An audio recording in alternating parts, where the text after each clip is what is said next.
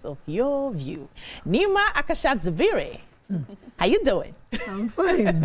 What's up? I'm fine. I don't even know what my banter should be. Jesus. Said that I'm just grateful to God. Okay, that's good. I'm pushing up. It's very important. That's good. I'm pushing small. There's a problem that I've been dealing with, and it's looking like it's going to get solved soon. So pushing it. Okay. But if all of you are my friends and all of the fans that I have, nobody vex. Just give me 100 million. Let me see what I can do with money. Yeah, that's good. I think that kind of task. Test yourself. Yes, let me test myself. Test your capacity. That's where I should be now. All these tests that I've been having, all these things. All these trials and tribulations. I've done it. It's enough. I've done all of that. The only test that I have not been tested is to at least give me 100 million. Quantum money. Let me just manage the funds. Stupid money. Let's see how your organizational skills. I don't know. Yeah. 100 million. You just give me looking for 10 billion to manage. You see, your dreams are high, your goals are higher. Me, I know what I can, where I can put everything now, and all the worries will go away, and it will bring returns. as well. Miriam Longe, how are you doing? I'm fine. Ladies, have you been coping with this rainfall? Non-stop. You know the one that annoyed me the most was yesterday. I was in my house. I was supposed to go somewhere. It was raining. I was like, am I going to be able to leave this house today? Just for me to finally leave the house in the heavy downpour. My husband encouraged me. He was like, you have to go for this thing. You cannot allow rain to stop you. Drove out of Surulere. Everywhere else was dry. I was like, so it's just me that the rain decided from morning. Like the day before, it was just raining. Meanwhile, the whole of Lagos people were bawling on subset. It rained in my area too. Amaka Fresh. Freshest of the freshest. Yes. Looking good as always. Yeah, I don't know why everybody I've been talking to about it, everybody keeps saying your voice is like, you okay, your feelings like you feel. So I think I'm the one feeling inside. Somehow it's translates. So I'm not really realizing it, but everybody around me. So there's an energy. So there's some things I'm looking for that I need to get quick. So this my energy can come back. And so I know it's a money. So God, I hope I know you're always hearing. Thank you. I'm very thankful, but your baby girl needs some. She needs 10 billion. We all need that money. How are you? I'm doing well. So yesterday I was having rice and pepper soup. You know how they say that when you can bite shaki without closing your eye, you must be a cultist. It's not like I plan to bite shaki. It was chicken. As I picked up the thing, the pepper splashed into my eye. The way I screamed, what? Yeah. I just dropped. Thank God I didn't even pour the food over. I just dropped and went quickly to the bathroom and put my face inside water. Next time, close your eyes. Let energy can come back. And so I know it's a money. 10 billion. So God, I hope I know you're always hearing. Thank you. I'm very thankful, but your baby girl needs some. She needs 10 billion. We all need that money. How are you? I'm doing well. So yesterday I was having rice and pepper soup. You know how they say that when you can bite shaki without closing your eye, you must be a cultist. It's not like I plan to bite shaki. It was chicken. As I picked up the thing, the pepper splashed into my eye. The way I screamed, what? Yeah. I just dropped. Thank God I didn't even pour the food over. I just dropped and went quickly to the bathroom and put my face inside water. Next time, close your eyes. Let her wash it out. Maybe she had closed her eyes. There's a way it splashes. As in, and my eyes were open. So what happened to the chicken at the end of the day? I finished it when I came back. You did not quarrel. We have to punish that. I finished it. It's the chicken that caused it. Cracked the bone. Pepper soup. It's been a long time. Oh my God, every time I'm biting that chicken, I'll close my eye to bite it. I won't try this again.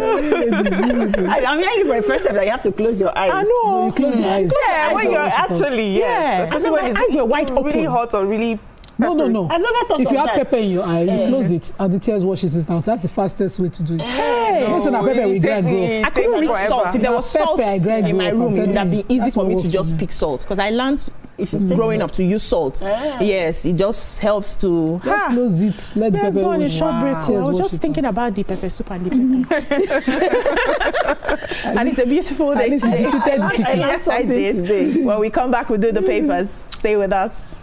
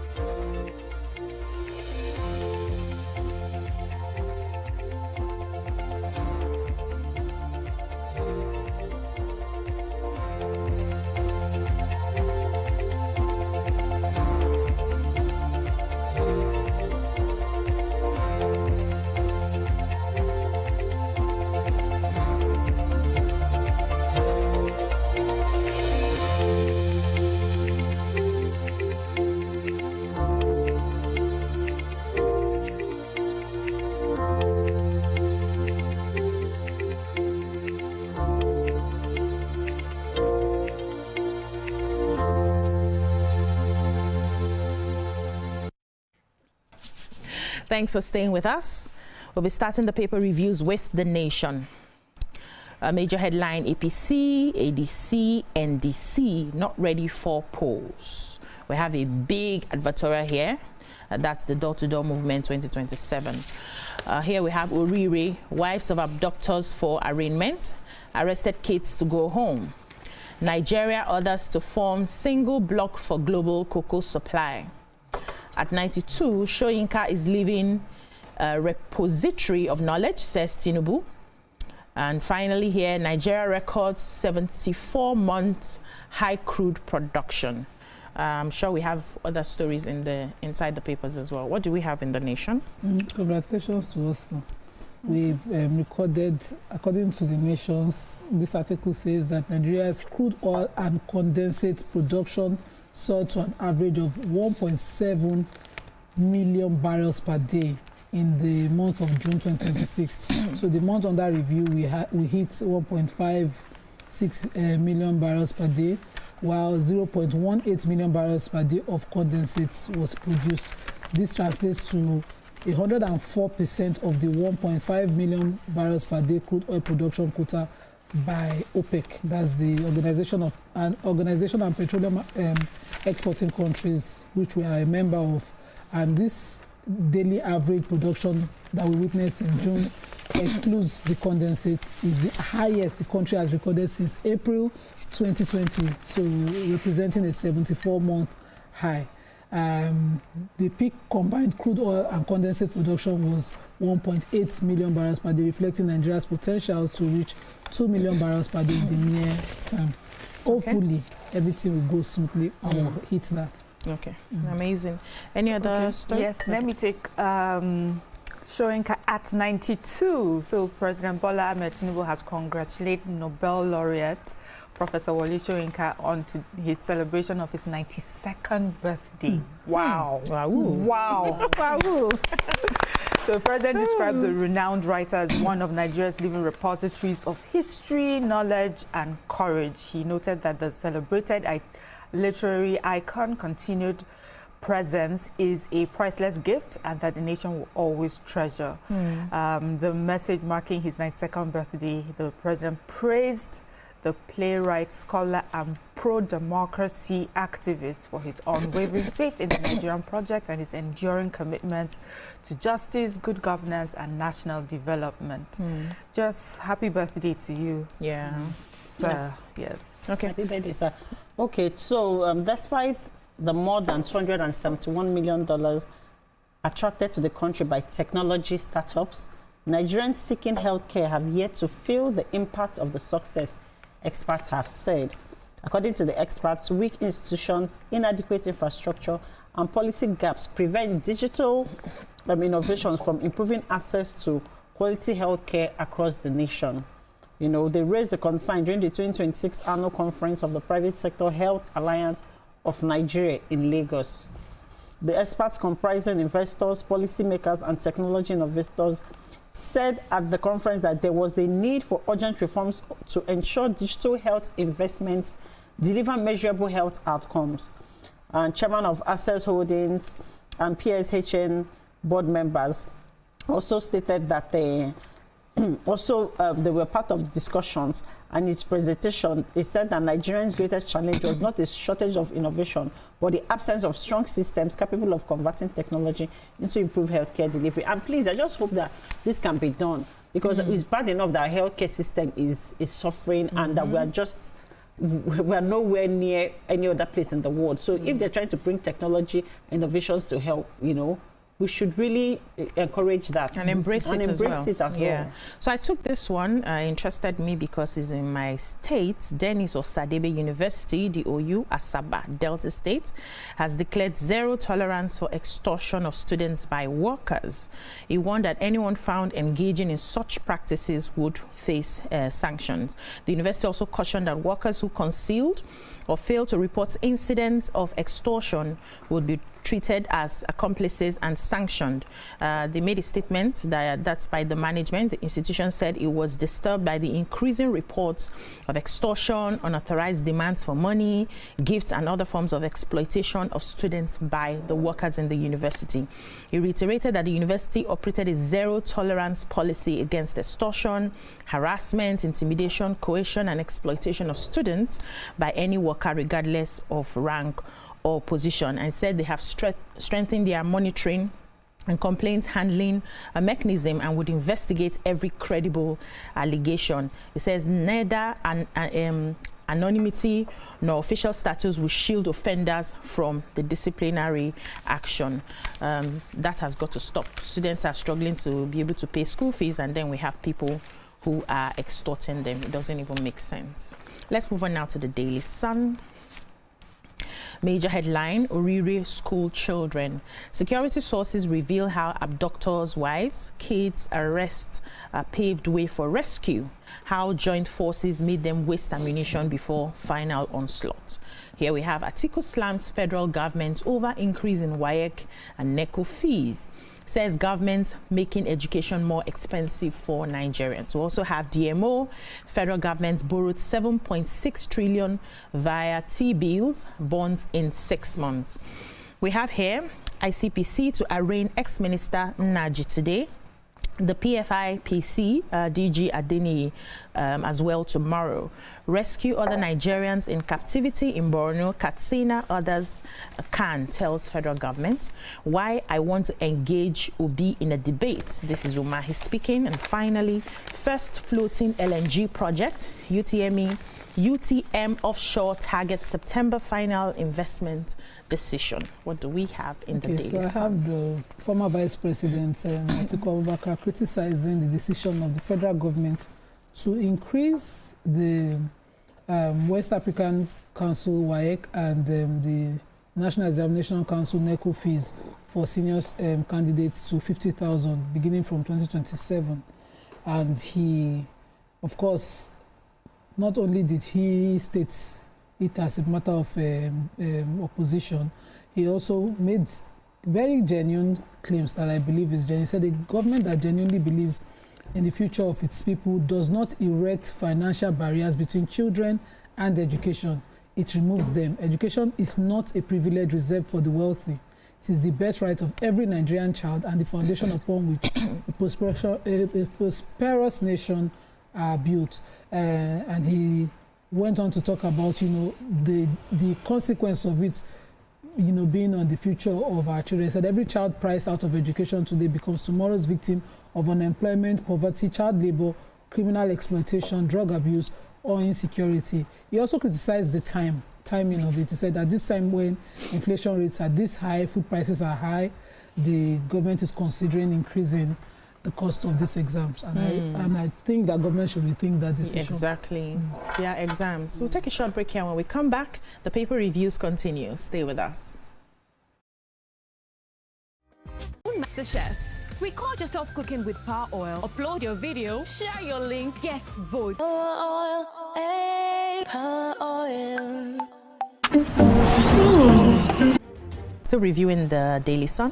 Okay, I have the Christian Association of Nigeria has urged the federal government to intensify efforts to secure the release of Nigerians still being held by terrorists. So the Archbishop Daniel Oko, expressed gratitude to God for the safe return of the victims, that's the Orire victims, describing the development as a source of hope for their families and the nation. He says the children who have returned, the teachers have been reunited with their families, and grateful for the parents whose tears have given way to joy, families and the nation. He says the children who have returned, the teachers have been reunited with their families, and grateful for the parents whose tears have given way to joy. It's a day of profound gratitude.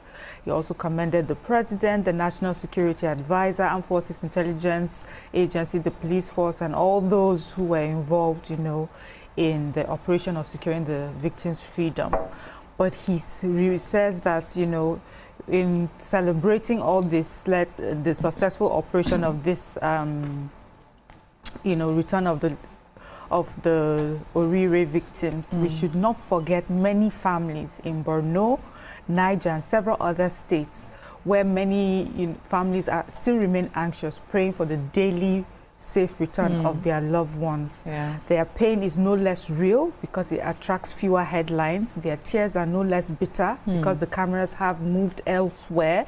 And he urged the government to build on momentum created by the Oyo rescue by redoubling efforts to free every Nigerian still in captivity, insisting that every child and every Nigerian is rescued. And, that's so true. We're very happy that we have this story to celebrate, but also we should not forget there are still many more in captivity.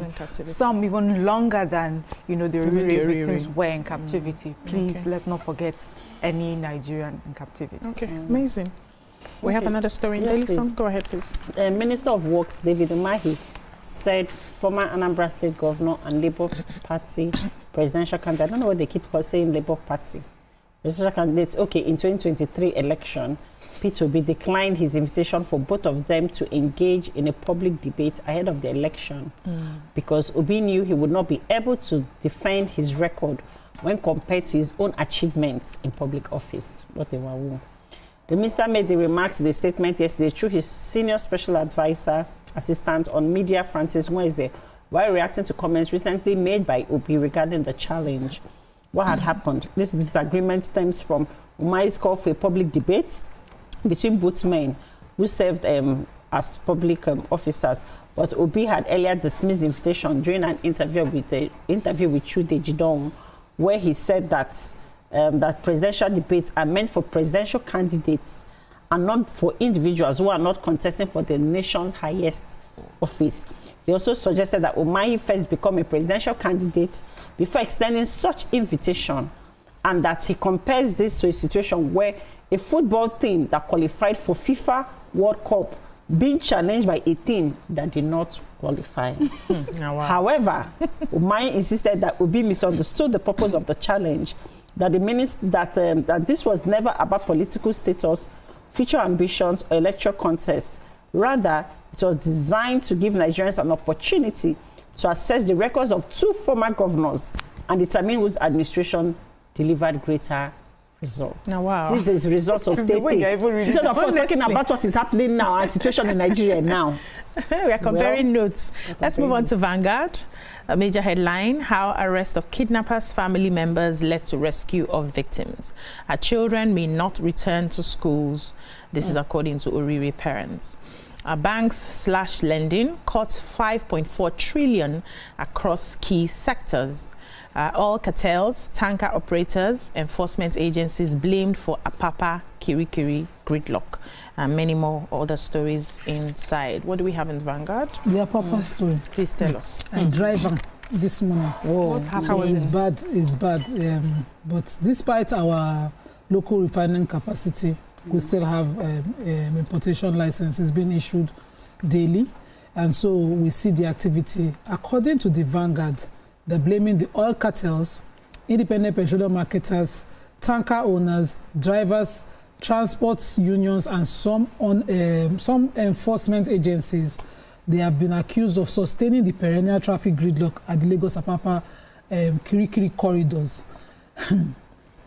And this is not a new incident. This has been on for about 2-3 weeks. The other day I was going to the prisons and I wanted to drive. I couldn't access Kirikiri because of the traffic. I was sitting there for 2 hours. Whoa. So Vanguard found that thousands of businesses, commuters and residents at the Apapa Kirikiri industrial and commercial axis continue to bear the enormous economic and social cost of the persistent congestion. At the center of the crisis, of course, are the petroleum distribution activities involving marketers, tanker operators, and enforcement agencies, whose operations increasingly spilled into the public roads. Although the downstream petroleum sector plays a critical role in ensuring the nationwide supply of PMS, but the activities are presently being blamed for, the poor logistics, planning, inadequate truck holding facilities, and the indiscriminate roadside parking by tankers and weak enforcement and corruption for for what we are going through on that axis of the road. As early as 6 this morning was backed up all the way from Berger all the way into Apapa, and that's how it's going to build. By the time you go through in the afternoon, you can't pass through. Just to bring it as a public notice issue to the Ministry of Transport as well as the SC on Transport, who was involved with the clearing. They should please look into it before it becomes worse. But the access on the Kirikiri, that's terrible. It's a no-no. In fact, the last time I passed there, road safety were telling us do a one-way. Yeah, because it was jammed. And I was so grateful to them because I went and did a one-way and I just ended up at the neck of the traffic. Anyways, I was going to the prison, so I wasn't going to the comfortable side of town, and so I was able to make it out. But it's not practical. God forbid an emergency, everybody not driving. We were driving on the map and the map kept saying no road there. And imagine that, so please. God forbid though. Any other stories? Yes, I do. The National Emergency Management Agency, NEMA, has solicited for enhanced collaboration with the Nigerian Army to strengthen flood preparedness, disaster response, and emergency management across the country. So we have the DG of NEMA who explained that it's become imperative in view of the heightened flood risk predicted for several parts of the country by relevant forecasting agencies, including NIMET and the Nigeria Hydrological Services Agency. And so she noted that effective preparedness and response would require sustained collaboration with critical stakeholders, including the armed forces. They described the Army as a dependable partner, that's NEMA, because of their engineering assets, logistics capabilities, disaster response units, and personnel. And they said that they've continued to play vital roles in search and rescue operations, evacuation of affected communities, and humanitarian interventions during disaster. So, as we know, we've been talking about rainfall, and I checked the weather forecast for 14 days, and it just rained back to back to back. In Lagos? Yes. Wow. So you can imagine. Yesterday. Oh, wow. Yes, there's so more weeks of days of rain. That means the whole month. I should have planted corn. I don't know, but with that comes flood risk, and so yes. That's why this collaboration is needed. We all need to be very careful out there as we go out. May the Lord protect us. Jesus. Amen. We'll take a short break now. Thank you, ladies. That's all we can take on the newspaper reviews.